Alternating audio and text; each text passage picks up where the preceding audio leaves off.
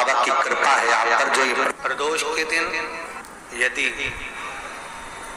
आपको कहीं से शमी पत्र मिल जाए, प्रदोष के दिन यदि कहीं से आपको शमी पत्र मिल जाए और प्रदोष काल में,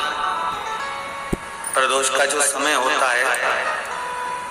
शाम का जो समय होता है प्रदोष काल, 4 प्रदोष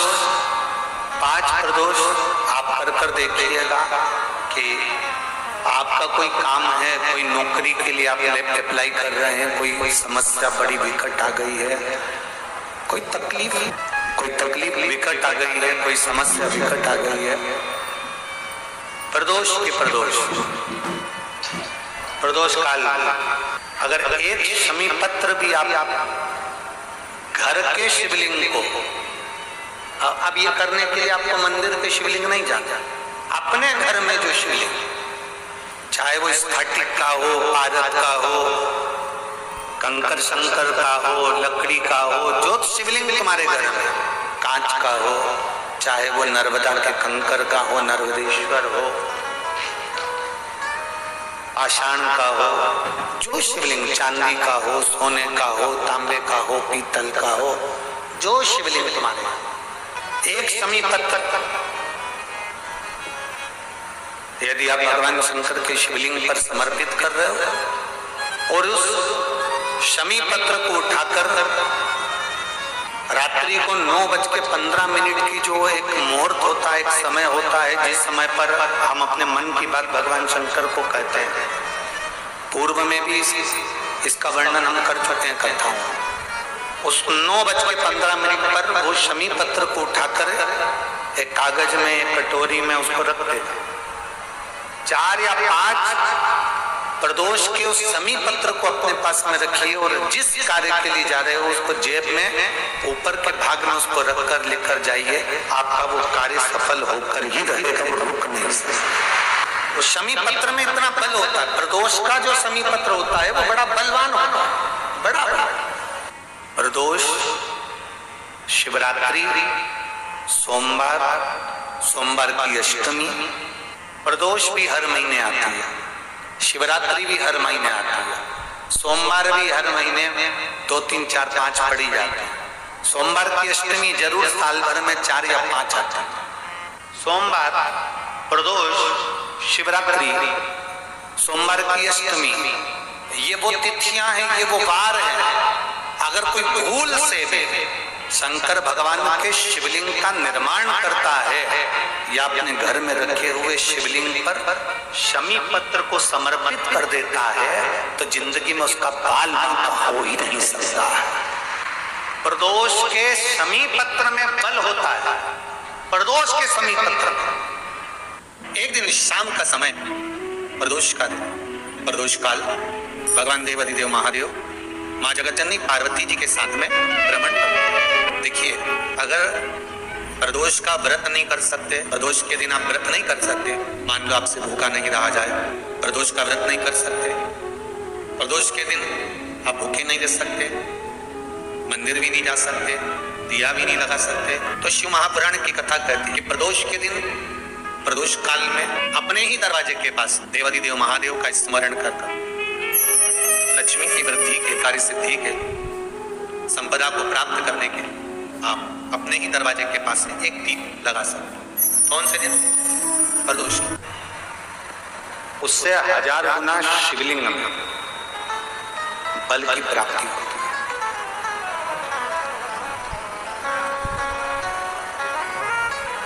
प्रदोष के दिन यदि आपको कहीं से शमी पत्र मिल जाए, प्रदोष के दिन यदि कहीं से आपको शमी पत्र मिल जाए और प्रदोष काल में, प्रदोष का जो समय होता है, शाम का जो समय होता है प्रदोष काल, 4 प्रदोष 5 प्रदोष आप कर देखिएगा कि आपका कोई काम है, कोई नौकरी के लिए आप अप्लाई कर रहे हैं, कोई समस्या बड़ी विकट आ गई है, कोई तकलीफ बड़ा गला पकड़ा है, कोई तकलीफ विकट आ गई है, कोई समस्या विकट आ गई है, प्रदोष के प्रदोष प्रदोष काल अगर एक शमी पत्र भी आप घर के शिवलिंग को, अब ये करने के लिए आपको मंदिर के शिवलिंग नहीं जाना, अपने घर में जो शिवलिंग, चाहे वो स्फटिक का हो, पारद का हो,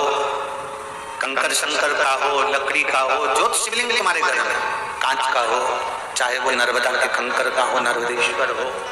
पाषाण का हो,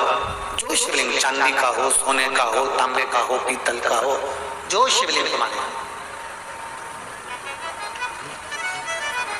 एक शमी पत्र यदि आप भगवान शंकर के शिवलिंग पर समर्पित कर रहे हो और उस शमी पत्र को उठाकर रात्रि को 9:15 की जो एक मुहूर्त होता है, एक समय होता है जिस समय पर हम अपने मन की बात भगवान शंकर को कहते हैं, पूर्व में भी इसका वर्णन हम कर चुके हैं कथाओं। उस 9:15 पर उस शमी पत्र को उठाकर एक कागज में, एक कटोरी में उसको रख देते, 4 या 5 प्रदोष के उस शमी पत्र को अपने पास में रखिए और जिस कार्य के लिए जा रहे हो उसको जेब में ऊपर के भाग में उसको रखकर लेकर जाइए, आपका वो कार्य सफल होकर ही रहेगा। उस शमी पत्र में इतना बल होता है, प्रदोष का जो शमी पत्र होता है वो बड़ा बलवान होता है, बड़ा। किसी भी प्रदोष के दिन, प्रदोष काल में एक बार लगा दे, उसके बाद में अपनी कामना कर बेलपत्री, एक छोटा सा उपाय अवश्य करिए। अगर बच्चे कोई एग्जाम में बैठ रहे हैं या कंपटीशन एग्जाम है या नौकरी के लिए अप्लाई कर रहे हो, मान लो 4-6 महीने से बैठे हो, 8 महीने से बैठे हो, सर्विस नहीं है, नौकरी नहीं है, तो एक छोटा सा उपाय अवश्य करिए शिव महापुराण का। महाराज बेलपत्री के पेड़ के नीचे विराजमान होकर, बेलपत्री के पेड़ के नीचे जिसको नौकरी के लिए या एग्जाम में बैठ रहा है वो जल चढ़ाए, बेलपत्री के पेड़ के नीचे थोड़ा सा दूध चढ़ाए, फिर जल चढ़ाए और अपने राइट भाग में घी का दिया और अपने लेफ्ट भाग में तेल का दिया। किसी भी प्रदोष के दिन, प्रदोष काल में एक बार लगा दे, उसके बाद में अपनी कामना कर बेलपत्री के पेड़ के नीचे धोख लगाकर प्रणाम कर आ जाए और चले जाए इंटरव्यू के लिए, बाबा उत्तीर्ण करा ही देगा, नौकरी दिलाए। जिस दिन रविवार की प्रदोष पड़े उस दिन एक लाल वस्त्र में पीली सरसों रखकर और उसके अंतर्गत कुछ भी एक, या तो बमुल का कांटा ना मिले तो गुलाब का कांटा ही उसके अंतर्गत रखें। और मान लो कोई काम ऐसा है कि उसमें पैसा तुम्हारा आ ही नहीं गया, बहुत घाटे पर घाटा जा रहा है, नुकसान बहुत हो रहा है और कोई काम हो ही नहीं रहा, तो महाराज जिस दिन रविवार की प्रदोष पड़े उस दिन एक लाल वस्त्र में पीली सरसों रखकर और उसके अंतर्गत कुछ भी एक, या तो बमुल का कांटा ना मिले तो गुलाब का कांटा ही उसके अंतर्गत रखें और उसको शिव मंदिर का स्मरण कराकर शंकर भगवान का नाम लेकर रू भैरव, कौन सा भैरव है उसकी भी कथा भी आने वाली है कि दारुक नाम के राक्षस का संहार करने के लिए जब माता अवतार लेगी तब शंकर भगवान बच्चे का रूप रखकर रोएंगे, तो शिव जी का एक नाम होगा रू भैरव। ये भैरव कहां पर रहता है, तो कहा ये शमशान में रहता है। कहां रहता है ये भैरव? शंकर का जो एक अवतार है रू भैरव, ये भैरव अवतार शमशान में रहता है। तो इस भैरव का काम क्या है, तो कहा शमशान में, शमशान की जो अग्नि होती है भले के लिए लकड़ी रहे, भले उसमें कोई पदार्थ डाले ना डाले, थोड़ी देर में वो अग्नि रू आवाज, हल्की सी शमशान की जो अग्नि जलती है उसमें एक आवाज आती है। आप जैसे कोई अग्नि जलाएंगे ना, आवाज नहीं है, ध्यान देना। शमशान में अगर जो लोग गए होंगे मुर्दा जलाने के लिए, तो अगर वो एकांत में बैठेंगे तो उसमें से आवाज आती है रू। तो शिव पुराण कह रही है कि उस सरसों को, कांटे को रू भैरव का नाम लेकर, जिस व्यापार जो नहीं चल रहा है, दुकान जो नहीं चल रही है, उस दुकान के सामने, उस व्यापार के सम्मुख में उसको जला दिया जाता है। ये करा जाता है रवि प्रदोष के। कौन से प्रदोष? रवि प्रदोष, जो सुख का वाहन कराती है, व्यापार की उन्नति के लिए, समृद्धि के लिए, लक्ष्मी के लिए इसका प्रयोग किया जाए। तो यहाँ पर दारुक नाम का जो असुर है, दारुक नाम का जो राक्षस है, उसका एक ही कहना है कि मैं मरूं, मना नहीं है ब्रह्मदेव पर। नंदी का एक पांव जो ऊपर होता है, आप लोग दर्शन करे होंगे शंकर जी के मंदिर में नंदी के, तो नंदी का एक पांव उठा हुआ होता है, एक पांव नीचे किया होता है। हड्डी से जुड़ा हुआ रोग, नेत्रों से जुड़ा हुआ, मस्तिष्क से जुड़ा हुआ कोई रोग रहता है, तो एक नीले कलर का फूल आता है, उस फूल में हल्दी डालकर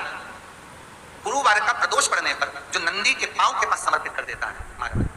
उसका रोग धीरे धीरे समाप्त होने लगता है। लिंग पुराण कहती है कि नंदीश्वर भगवान के सामने जो पुष्प समर्पित करा जाता है उसको, ये तो लिखा था स्कंद पुराण और शिव पुराण, लिंग पुराण कहती है जो फूल आपने समर्पित करा उसको लाकर पानी की बाल्टी में डालकर आप स्नान भी कर सकते हो, उससे भी हड्डी के जितने रोग होते हैं उसमें आराम लगने लगता है। जैसे कहीं शरीर नहीं चल रहा, हाथ झुंड पड़ रहा है, हाथ काम नहीं कर रहा, हाथ में झुंझुनी आ रही है, कंपन आ रहा है, जैसे मान लो कोई,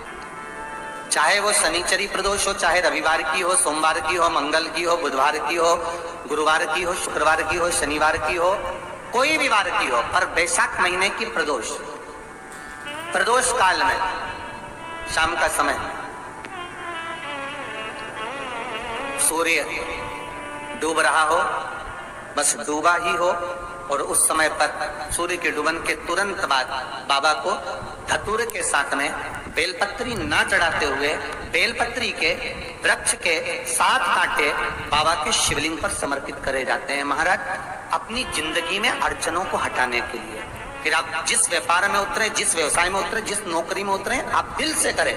आपको तरक्की मिलेगी। आप हार नहीं सकते, नीचे नहीं आ सकते, उन्नति पर ही चढ़ेंगे।